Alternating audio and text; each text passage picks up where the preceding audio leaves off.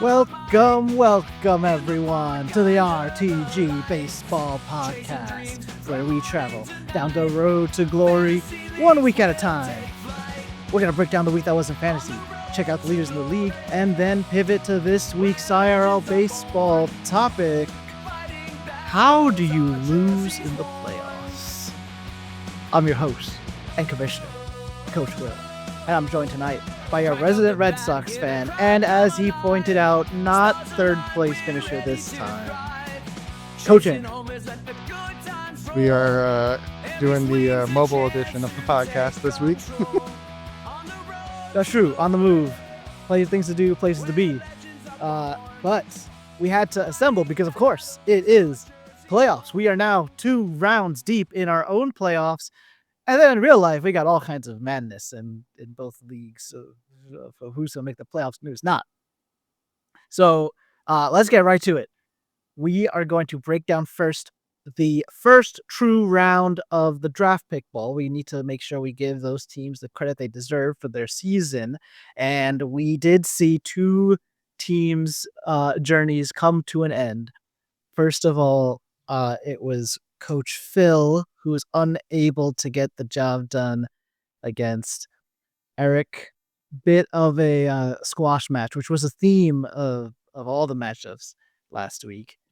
And also unable to get it done, perhaps as a relief to many out there. Team Queen legit stays queen. This journey has at last come to an end. Had to happen eventually. Did it though? I mean, like there was a dangerous storyline that's starting to take place here. we can all breathe a sigh of relief. Yes. So their journeys are over. They at least, I mean, basically what all of these teams are trying to do was give themselves a chance in the draft pick ball, give themselves a chance to get that number 1 overall pick. When we discussed in previous podcasts, how going forward, including this year we're in right now, how the higher draft picks are important. So they can be happy they at least had a chance, but their journeys are over now, which puts attention now to the matchup I wanted, because this week in the draft pick ball finals, we do get coaches Viraj and Eric. Eric trying to get revenge for his season getting ruined by Team Corrupt Commish. Meanwhile, Coach Viraj, of course, going for the ultimate bragging rights and the number 1 draft pick and beating Eric twice. Very cool storylines here. It is funny. The supposedly corrupt Commish had his preferred outcome in this matchup. Yeah, you know, yeah. For the conspiracy theorists out there. I wonder who is favored. Let's see. So currently in that, and so we're recording on a Wednesday, so this matchup has started. At this exact moment, Coach Viraj is projected at 556 points, and Coach Eric is projected at 552 points. Wow. Evenly matched so far. No kidding. It's what you want in That would a finals. That'd beat the blowouts. Yeah. So we'll keep an eye on both these teams. Best of luck to both of them. Now that I got the matchup I want, I don't actually have a rooting interest now. I just want to see the rivalries take charge here. Indeed. In other news, so you mentioned blowouts. So one of our 2 championship bracket matchups, and remember these were quarterfinals matchups. One was in fact a blowout. That was Coach Brian and Coach Show. Unfortunately for Brian, kind of like sputtered out at the end. No one had truly awful performances. Maybe a little bit of loyalty to the Mets too much, as Cedric Mullins would only score 1.5 points this week. But as is a we're gonna talk about this later. But as is the story, why does he lose? Well, Alex Bregman uncharacteristically like pretty bad week for him. Only 7.5 points. It's been a Uh, tough August for Bregman. It's a pretty unfortunate timing. I do yeah, because wonder this if is a he's been dealing storyline. with lingering injuries potentially. Well, yeah, because the storyline here is Bregman starts out the season, he's great. Then he gets injured. At the time, it could have been like season-ending injury. We don't know how long it's gonna be. And Brian like puts in the time, puts in the work to replace him and keep Bregman on his IL on his roster for this moment for him to come back. And like the very, very beginning, he might have started off great, but you're right. For a long time now, he has been underperforming. And I mean, that's a contributor to why Brian's journey is over. Show has also weathered some injuries uh as he is wont to remind us.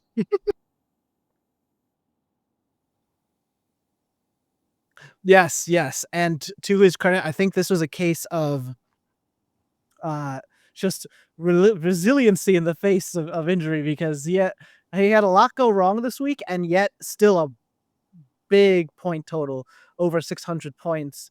Uh like and he had his slump like he had injury to Roman Anthony who was in his lineup. Uh he had he's had I don't know if I can Aaron forgive Judge, who Show has for not putting been Roman giving his Anthony in his usual like lineup. 80 points a week. He needs to stop putting Red Sox in his lineup. Yeah. It does feel like a thing that's come up multiple times now this season. But even Kodai Senga got nothing. He either got Isn't sent he down, got sent injured. down Yeah, to he the got minors sent now? down. So that's That's unfortunate. tough. That's Yes, real he tough. is. So that's a 0 for being sent down.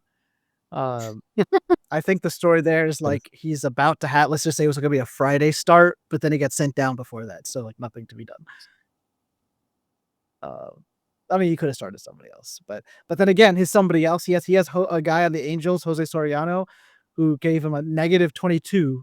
So if he had put him in instead of, I mean, that would have been even worse. So uh, he was helped by two excellent Max Fried starts, getting a combined 77 points. Bo Bichette had a great week. Who we just heard him, Coach Joe complain about Bo Bichette getting injured, by the way. But last week, Bo Bichette, great for him. Uh, so it's a story. If show goes a distance, it will be a feel good story of just overcoming everything going against you. Including losing to Coach Rachel. Yes, in a big game to lose a number 3 seed, uh, and which could I mean that could have mattered. He was going to face that was Mehtab's matchup, of course. Uh, that was also my matchup, and that was the only game that was close. And even this got a little bit away from us on the last day, but for most of the matchup, it was like between 50 points. Um, and when we talked about it, it was even. I mean, it was probably like even a little bit closer, maybe like 30 points difference last week. But I am happy to report that we made the come from behind victory, overcoming the projections and dethroning the defending champion. Very impressive. Well done. Yes, and I'm happy to report that huge contributors for the pop and soda cans was uh outfielder. His first week like scoring points for me has only been in the playoffs, and that is Jordan Alvarez. The Uh, risk has so far paid off. He has been excellent for me in the only 2 weeks he's been healthy, yeah.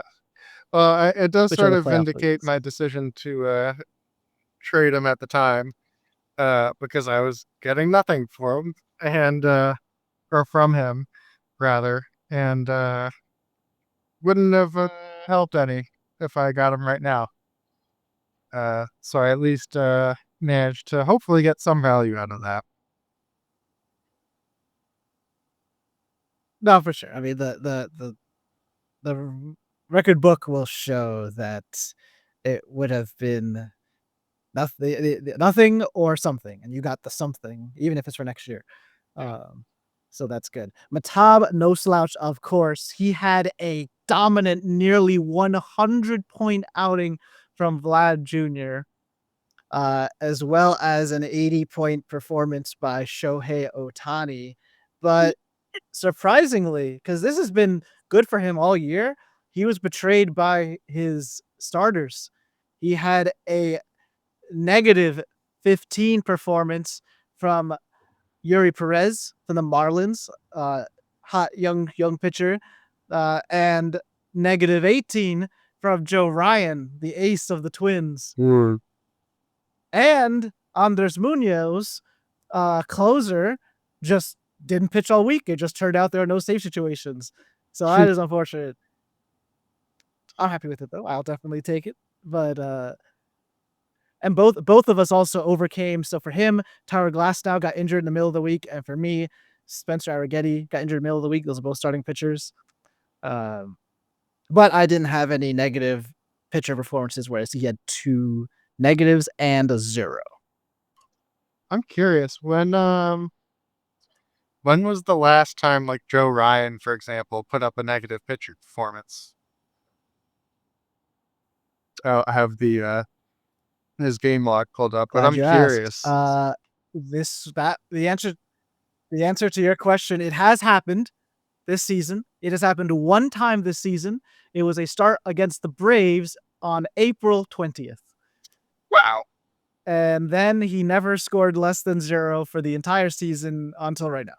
In fact, his last start was against the Padres, 7 shutout innings, good for 53 Wow. points.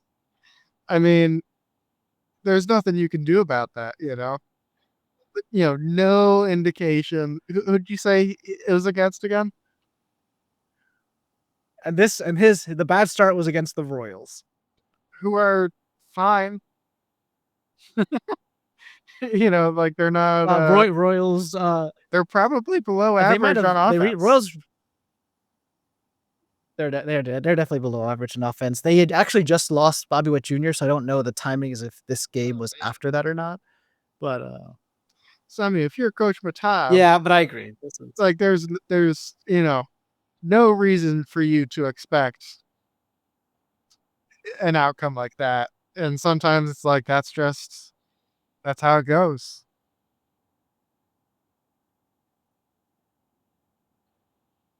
Yeah. Yeah, no, definitely not. The only other thing that's possible is so I'm looking at both of us. So I started 7 pitchers, like 7 I had 7 starts in the week and he had 6 starts.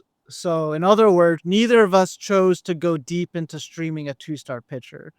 So the only what if is if maybe he had added a streamer, which would have been a lower quality pitcher, but one that had 2 starts. And the same for me. We talked about my decision on the podcast last week where I was going with 3 relievers rather than having a Sparp who had 2 starts type of thing.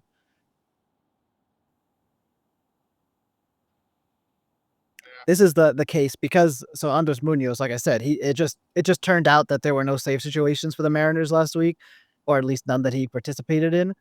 So that's kind of why people like the starting pitchers in the relief pitcher slot because they're gonna Yeah, start they're unless gonna they get get hurt, yeah. whereas you don't know. But yeah, so and you'd hope that's at least some positive value. Now, of course, they could have the negatives. We just talked about that, but No, I think this is a classic case of um you make the right decision, but uh sometimes you get the bad outcome, and that's how probability works. yeah, and it's not and like 600. His final total is 608 points, so that's well above average. It's not like he had a bad week. No, too. yeah. Our squad just happened to if you want to think of it this way, if the average for many years it's just turned out that the average context independent score for any player, pitcher or hitter in your lineup falls right at 30 points. That's just really what it tends to be. And Jordan got me 85 points. So if you think about it, that one trade was the difference in this matchup. That's how I'm gonna if we win the championship, that's how I'm gonna.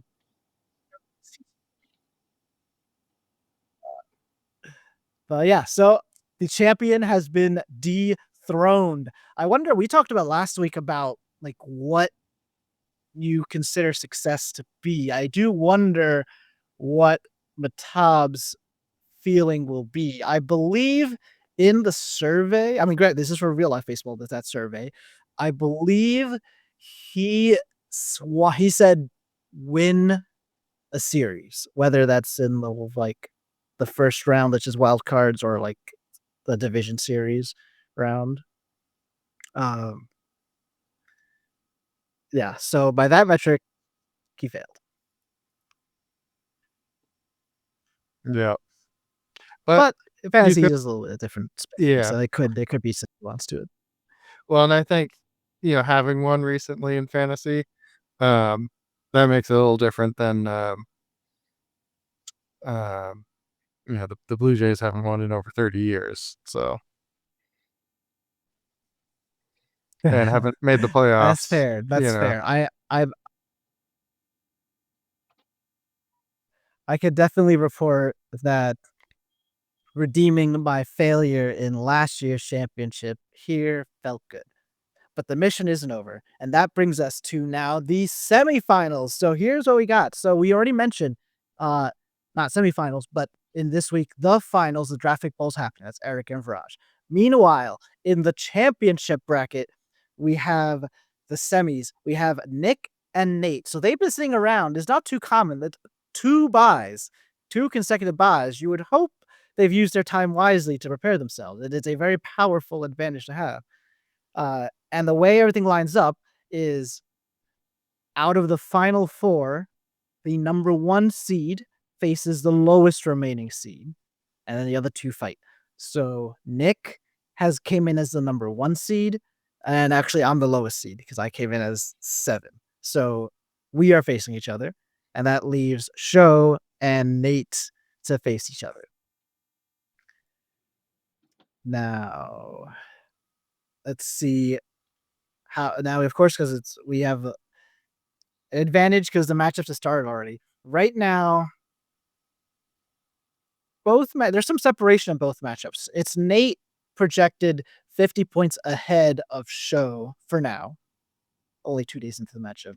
And it's Nick a good amount ahead of me right now, 90 points projected past me. Though I will say we had a similar story last week and we were able to make that up during the week. So I'm not worried right now.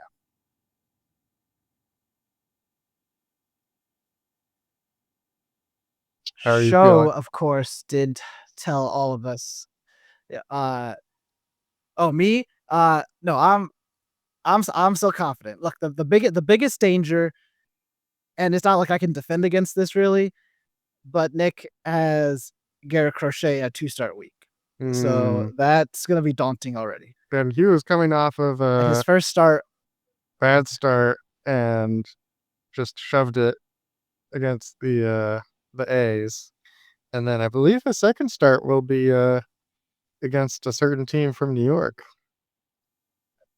yeah. So it's an easy rooting interest for me in that start. Now, going not that, again, I don't think there's no strategy here because he's gonna pitch against whomever, regardless of what I do on my team. But one time the Yankees have gotten to Garrett Crochet. So I have to just rely on hopefully that one time repeats itself. And that one time was at Yankee Stadium, unfortunately. Whereas this, I think they're at Fenway Park. Uh, yeah, they are at Fenway Park. So we'll see if that correlates. Um, we kind of went with the same strategy as last week, where we're trusting our relievers to pick up the slack here. Through 2 days, that has not gotten us any points, but early. Uh,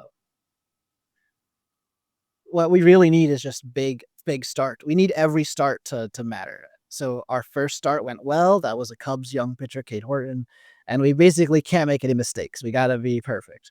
tonight we got Paul Skeens. I'm expecting good things.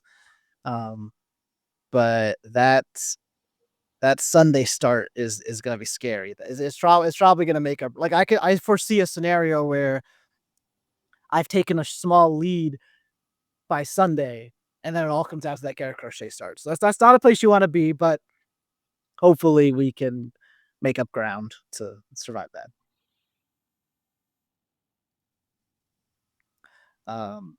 In the other matchup, we've heard a lot of excuses made before the match was even done. Show has told us all that he's lost his shortstop, who actually he's starting his utility spot, so he's not even his starting shortstop, Vobichette. And one of his starting pitchers, the little players news box says battling fatigue. Is Ryan Pepio Ray's starting pitcher? Me too, brother. Me too. Yeah. So we'll see if he makes a start this week. He got scratched from his start, I think, yesterday.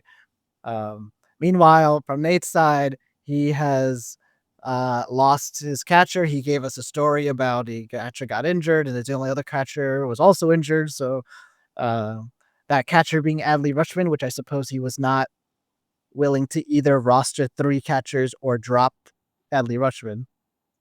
I mean, how's Adley been doing the last couple of weeks? I think he's been injured all these last couple of weeks. Oh, I mean, before he was injured. Well, I feel like it's been a pretty mid season. Oh, his season stats are a 683 OPS. Yeah. And a 227 batting average. For fantasy, he only had one remarkable week, and then out of like his first, I don't know, like 10 matchups, and then was injured for a month, came back, was good for 2 weeks, but then got injured again, and he's been injured for the past 3 weeks. Yeah. So in the end, there was a brief moment when he came back from the first injury where he looked like he was going to be good, but of course he got injured again. Yeah, this one's tough because like if it depends how much research you're willing to do into Orioles business, but the little injury tag says out until at least September 18th, which is next week. So like in theory, in this league, if he was going to use him, that would be him appearing in the middle of the championship matchup. Yeah. So my only criticism, I think, of it wouldn't shock me too of Nate is maybe he should have been willing to. Yeah. I mean, and it wouldn't shock me either if the Orioles just shut him down for the rest of the season rather than try to get him back out for like a week or two.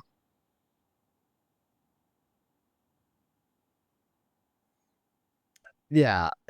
So that's my only like if Nate has the lead right now, if he's unable to secure the win, I think that will be a point of contention on should he have abandoned Adley Rutschman at some point.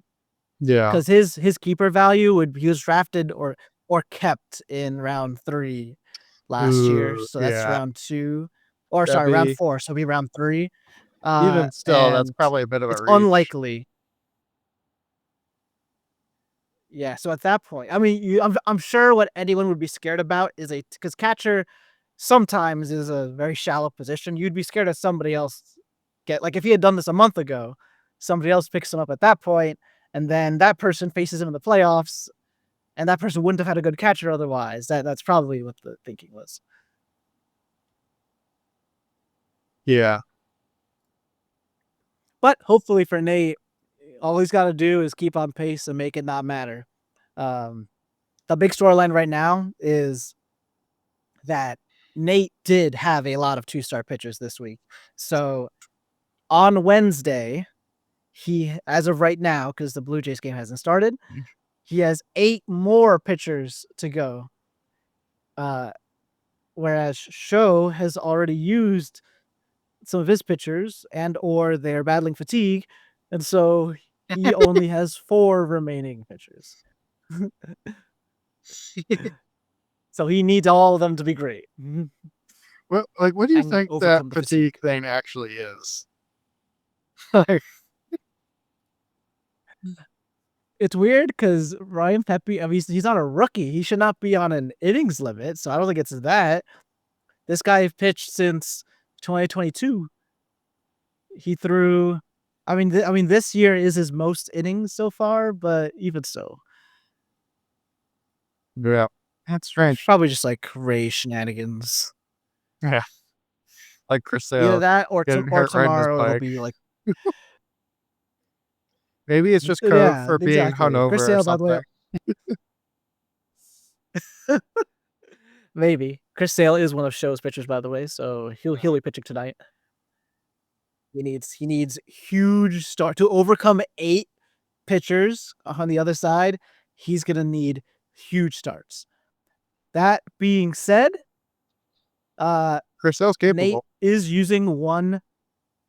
Chris Sale is capable. Nate is using one of the starters eligible and relief pitcher, who's already started once this week, and in that start he failed.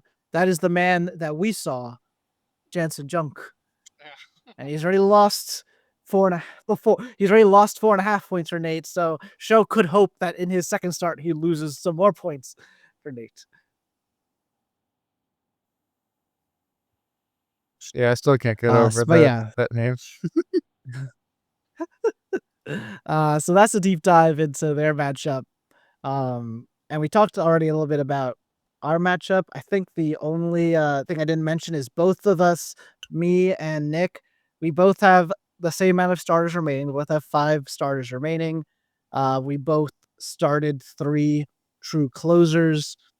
One difference is Nick closers have already got him some points, whereas none of mine have yet gotten me points. But remember, Monday's an off day for a lot of teams, so that's only really one day of missing. Although, granted, that could this is really hard. If you were in the business of streaming relievers, you would be picking teams that have like 7 days of games, like a full week would be like the best way to optimize it. Which I can report I did not do. I just went with my relievers. So big stakes. Uh, Second to last week, tensions are high. Championship will soon be crowned. Now for our IRL baseball segment. What I want to talk about is how teams lose. So the way I want to frame this is like what when playoff teams like it all goes wrong. Like what are all the things that are get blamed for that? Because in theory that would be then like what to prioritize like in the off season. And if you're thinking about your current team, like imagine you said the reason people lose is because their offense aren't good enough. So then I would be like, is my offense good enough? And that would either give me confidence or not in the upcoming playoffs.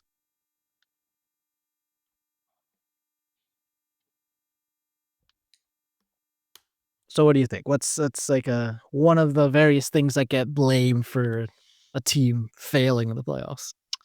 Well, I mean, I do think everything sort of gets magnified and overblown. And in a season that's 162 games long and you rely on very large sample sizes, you try to extrapolate great meaning from the smallest of sample sizes. Um, Of course, of course. I think a lot is often made of um, managerial decisions. Um, and those are tough to evaluate because, again, you get a reliever giving up a home run. Um, you know, it's difficult to, necessarily say that, oh, that was the incorrect decision. Um, because, you know, maybe your relievers weren't good or, the other guy was going to give up a home run anyways. Maybe. But sometimes it's easier to say that than other times. Like poor Buck Showalter gets dragged to this day for not using Zach Britton ever in their playoff game. Yeah. That feels like a really good case to say your manager failed you, and as a result, you lost. Yeah. Or like in the case of the Rays and Blake Snell pulling him early, quote unquote. Mhm. Yeah. Managerial decision. Um, so I feel like those are often blamed. Um, it is tricky too to sort of tease out, you know, to what degree, um, it's like, oh, did we have bad offense or did they just have, um, good pitching or, vice versa? Um, that can be a little, uh, tricky to, which one is it? Of Mm. course, I mean we've talked about something similar, like you lost on a walk-off home run. So are you more like we choked, or is it more the team was so clutch and they beat us? So I imagine that same scenario happens when you're trying to evaluate the end of any playoff series. Like did Yeah. because because this happened. I actually don't say this as a Yankees fan, but I can just tell you that a high percentage do. The Dodgers didn't beat us. We beat ourselves. That is a very common defense mechanism, and I imagine it is sometimes true. But that's similar, right? That's a two sides of the coin. It's like, oh, we made mistakes, so we lost, versus the other team made plays, so they won. Yeah, I mean, and that one seems to be a pretty straightforward, um, you know, case of, you can look at like, oh, we just didn't do the things that you should be able to do easily well. Yeah, I think people are more willing to forgive like, oh, you didn't hit a home run off of Mariano Rivera, in the bottom of the ninth. Well, most people don't. So like, you know, yeah, he's just really good, and sometimes most of the time he's just gonna be better than you. That if you drop a routine pop up, like that is well within your control. Yeah, so that makes sense to me. Yeah, the frustrating thing of there, like in as annoying as it is to relive it, in game 5, it's easy to fall into that thinking because many defensive mistakes were made all at once. Like not only in the same game, but like the same inning. So it really feels like that is responsible for one game's loss. That's one Yeah, game, not a whole series, but one game's loss. At the same time, we could have allowed, like when you allow one error, you might say like, okay, pitcher, you need to pick up your defense. And when you fail, then I still partly blame the pitcher. It's just in this case, like 3 non-outs happened. So yeah, like, all right, do I want the pitcher to pick up the defense 3 times in a row? yeah. You can Like that. only do that so much. One other thing I've thought about is, if you look at the overall winning percentages, compared with the teams in the league, like the differences are not that large. And so if you were look at like, um, you know, creating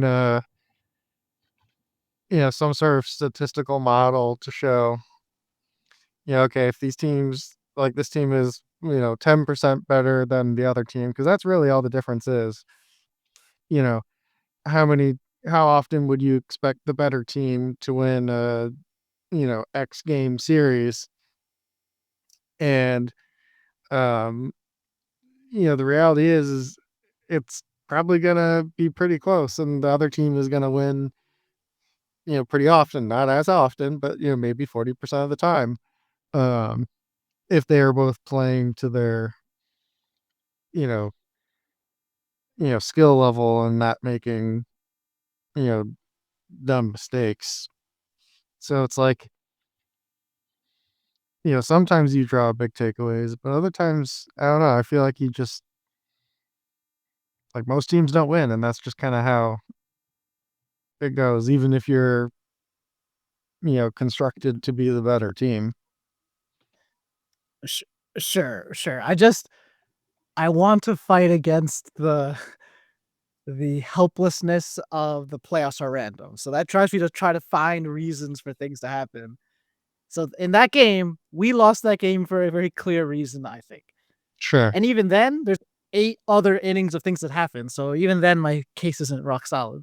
But uh, but yeah, I I don't want it to suppose be maybe completely the way I would look at it is I don't know if I would necessarily only look at the performance in that playoff series, um, or at least an individual series. Um, like I would want to factor in uh, a larger sample size. Like if it you know, say it was like, okay, you got really poor third base production, um, and you also have poor third base production um, throughout the season, then I'd feel more comfortable saying, okay, this is an area that we could improve. Happened, both cases, but like say, you know, Bregman, he's had a bad August. Does that mean he's bad and you need to replace him? Probably not. He's got a bad stretch now. Um, but I don't think that's necessarily um, I think overreacting is not a good thing either. yeah, maybe what it is if the thing that seems to have done you in the most, because multiple things go wrong if you Sure. lose, but the thing that happens the most to you is also the same that happened to you all year, then that feels like we knew it was a problem, we let it continue to be a problem, Yeah. and it stayed a problem, and we lost. Like if the The Mariners blue don't hit in the playoffs, then their fans can probably reasonably say like we didn't do enough to bolster the offense.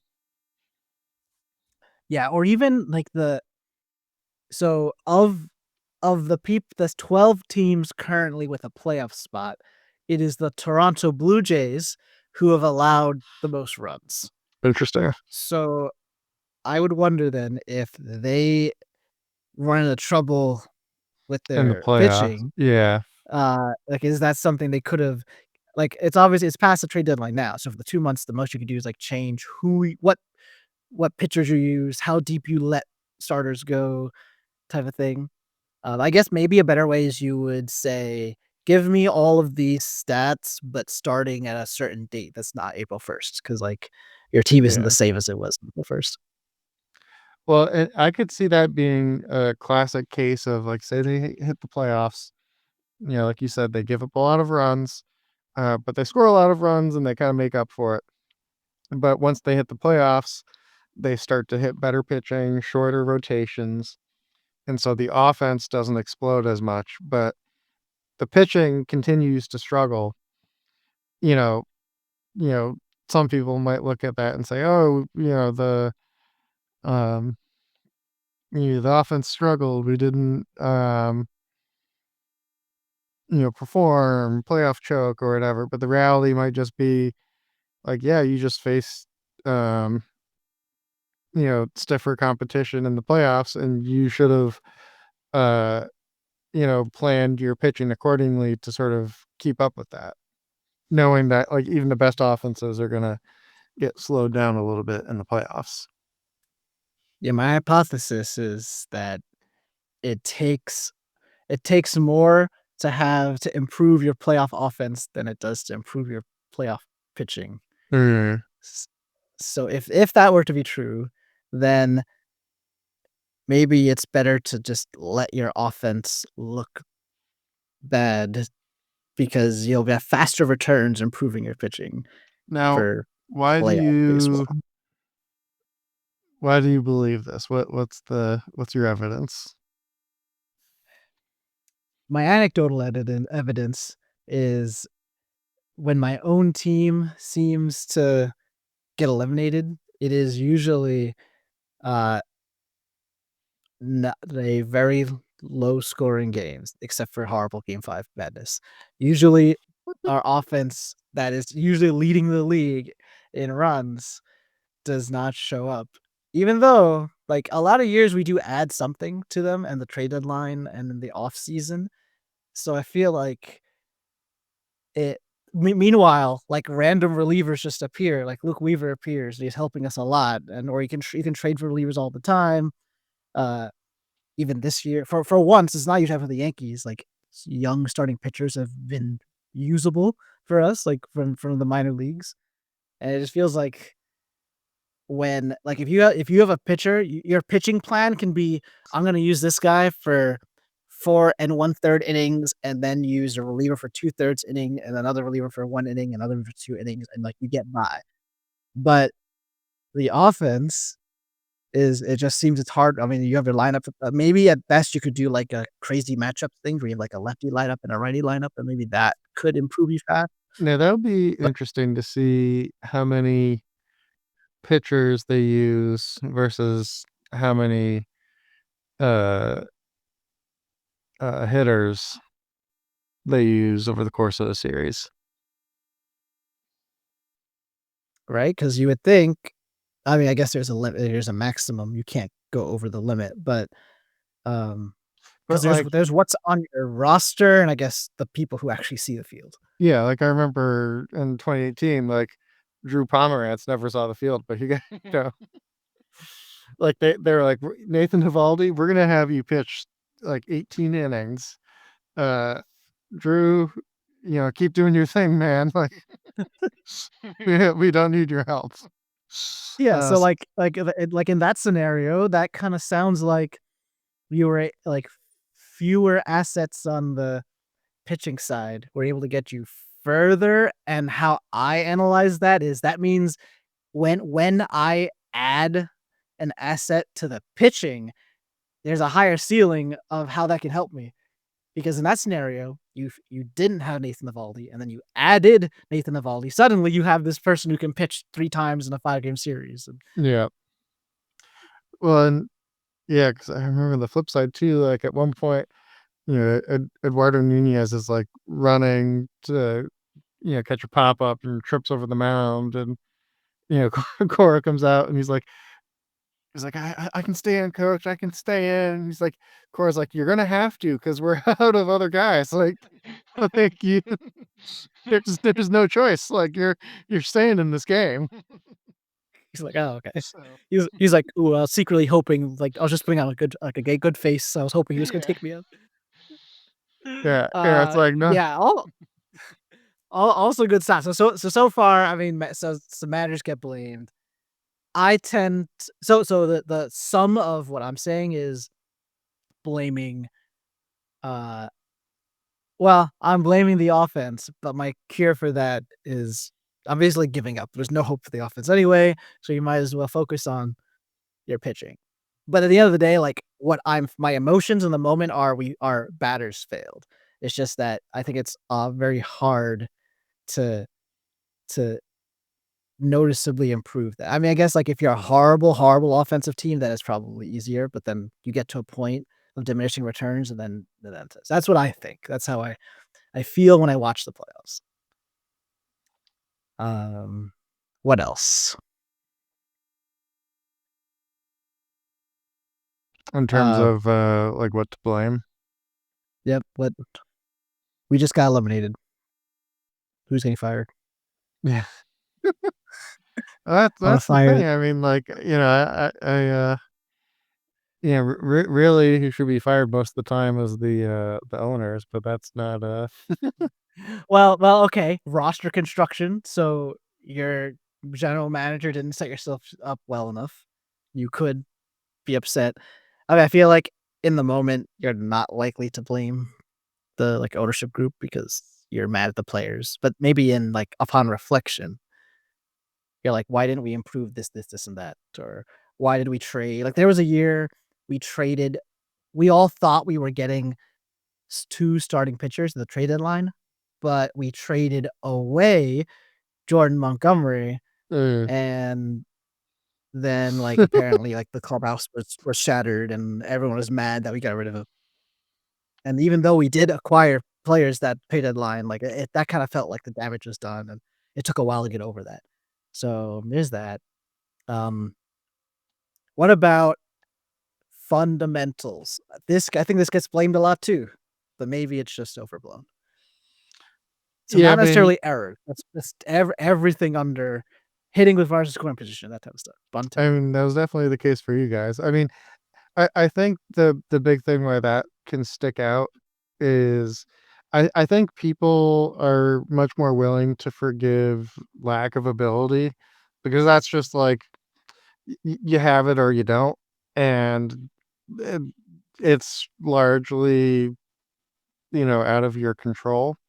But like what you can control is your effort and your hustle and your focus. And so when you see the lack of attention to those details, that for me at least is very frustrating because you know that it was absolutely within their control to do something about it. Yeah, like if you're not hustling, I probably forgave you during if you're a good player, because I'm like biased like that. If you're a good player, I forgave you in the regular season because, well, they don't want to get themselves injured. They're like they're saving their energy, etc., etc. But like you're saving yourself for right now for the Yeah. playoffs. So if you're not using it now, then you just don't have it, or you're not choosing to use it, Yeah. and I can't accept that. Especially Uh, if you're in a situation where you have signed that contract and you do have that guaranteed money and you know you can afford to take those risks. So Yeah, yeah. What last thing, I think those are definitely like the pillars of reasons. So everything else is just gonna be little things, but I've people have blamed the buys for why they uh, lost. People have blamed home field or not having home field advantage for losing. Um trying to think of anything. Oh, Aaron Boone once complained that the Astros had the roof closed. That's why we allowed a home run. the That was Dodgers once annoying. complained that the bullpens were too close to the stands at Fenway, so they could hear the fans. Oh, okay. I'm like, what do you want us to do about it? You want us to like, deconstruct the ballpark? Well, Well, that's why everyone's response to it was like, "Really? You're gonna this is the angle you're going for." oh, wait, you know what? Okay. Tangentially related to suffering from the fans screaming at you while you're in the bullpen. The fans have been blamed. Like, you didn't show up for this, and we need your support out there. I mean, it's That kind definitely true in Tampa. of hey, but they went to the World Series without their fans. They yeah, they I mean that right? Like I still can't get over the fact that it was a playoff game and they had to like tarp off the outfield seats. And it's like it's a playoff game. If you can't sell out a playoff game, then like pack it up as far as This I'm is concerned. why this is why even though all of us would be terrified to face them, I think, in the playoffs because they have Rays magic, but the spectacle of George Steinbrenner Field having playoff games would Oh god. be fascinating. Yeah, I guess thankfully neither the Rays nor the A's seem to be at great risk of making the Yeah, well, playoffs. definitely not the A's. I know Coach The Jamie was worried about the Rays a couple days ago. Right now, they're They 4 losses behind the playoff yeah, spot. they could, but it seems unlikely. Yeah, agreed, agreed. So, yeah, those are all the little reasons. I think my response to all of those are just be better. Yeah, yeah. But as a fan, uh, there's little in your control. Yeah, I think, the the buys and home field advantage ones are the most compelling, but more just like I'd love to do some research on like how it's impacted things. Yeah. Because It seems having home like field advantage is fun, but I it don't know seems if like it's mattered it's more this year. useful. Like, I feel like the top teams in the AL have excellent home records, which, like, typically, hasn't, I feel like it's not usually that drastic. Yeah, I'm looking at it right now. The Blue Jays have a winning record at home, 500 on the road. The Tigers have uh, a much better home percentage than their away percentage. The Astros are winning on home but 500 on the road. The Yankees are above in both, but barely above on the road. The Red Sox are 500 on the road, but very good at home. And the Mariners are excellent at home and awful on the road. And those are Mm, the 6 AL playoff teams right now. yeah, so I feel like that could make a huge difference this year, and I I don't feel like that's always I I don't think it's always that drastic. No, I honestly like I think we care slightly more as our ballparks are weird compared to everybody else. But even then, like ultimate, especially like in a wild card series, like I'm just focused on making the playoffs at all. I'm not even Yeah. seeding is a secondary concern. But that's a fascinating observation you have because your intuition was correct, especially the um, Mariners and then the Texas Rangers, who are 2 games out, and the Royals, who are 4 games out. Those 3 teams are really, really bad on the road so far this year. Mm, And I feel like if any of them make it, they're on track to be on the road for their wild card series. yeah. So that will be interesting. Very cool. Very cool. Well, thank you, Andrew, for joining. We got one more of these for at least for our fantasy business anyway. It finally all comes down to this next week Very exciting. as we will crown a champion. At stake, of course, is if I go all the way, then I will be the first 4-time champion in any of our UB sporting leagues of any kind, which will be great. I will pass Mehtab and Eric, who each are 3-time champions. But if any other outcome happens, it will be a first-time champion for this league. And I encourage the haters to root against me as I feed on your negativity to power myself I will to be a consider myself 4-time champion. encouraged. Excellent. Very good. All right, people. Thank you for tuning in. One more to go. Until then, and until we speak again, ciao. Every swing's a chance to take control on the road to glory, where legends are born.